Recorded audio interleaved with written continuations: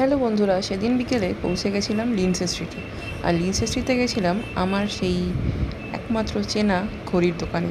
এই দোকানটা কিন্তু সিলেদাসের একদম উল্টো দিকে, উরফিস বলে দোকানের নাম। তো তোমরা এখানে গেলে কিন্তু সমস্ত রকম ব্র্যান্ডের ঘড়ি পেয়ে যাবে, আর একদম ন্যূনতম দাম থেকে শুরু করে অনেক হাই প্রাইস অবধিও রয়েছে। এই দোকানের ভাই আমার অনেক দিনের চেনা, আমাদের অফিসের যে কোনো রকম অকেশনে যখন আমরা গিফট করি তো ওইখান থেকেই করি। এছাড়াও আমি নিজেও ঘড়ি পারচেস করলে এখান থেকে করে থাকি। বেশ ভালো অফার কিন্তু এখানে সারা বছর থাকে। তো যাই হোক, আমরা গেছিলাম এখানে বার্থডে গিফট কিনতে। তো আমার মাস্তুতো না, মামাতো ননদের ছেলের 5 বছরের জন্মদিনের জন্য।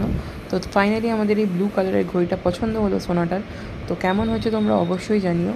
ওখান থেকে ঘড়ি আমরা প্যাক করিয়ে নিয়ে তারপরে বেরিয়ে পড়লাম। উল্টো দিকে ছিল সিলেদাস, আর সিলেদাসের উদ্দেশ্যে।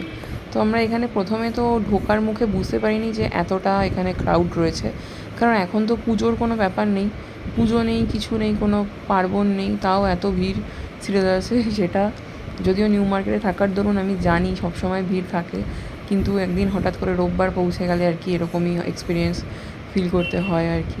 যাই হোক, গিয়ে দেখলাম লোক কিলকিল করছে, প্রচণ্ড ভিড়, যেরকম পুজোতে হয়। পুজোতে তার মানে এর থেকেও বেশি ভিড় হয়।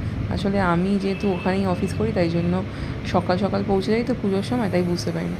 সে অনেক খোঁজাখুঁজি করে তার মামার পছন্দের এই স্কুল ব্যাগটা আমরা নিয়ে নিলাম। তো জানি অবশ্যই কমেন্ট করে গিফটগুলো কেমন হয়েছে।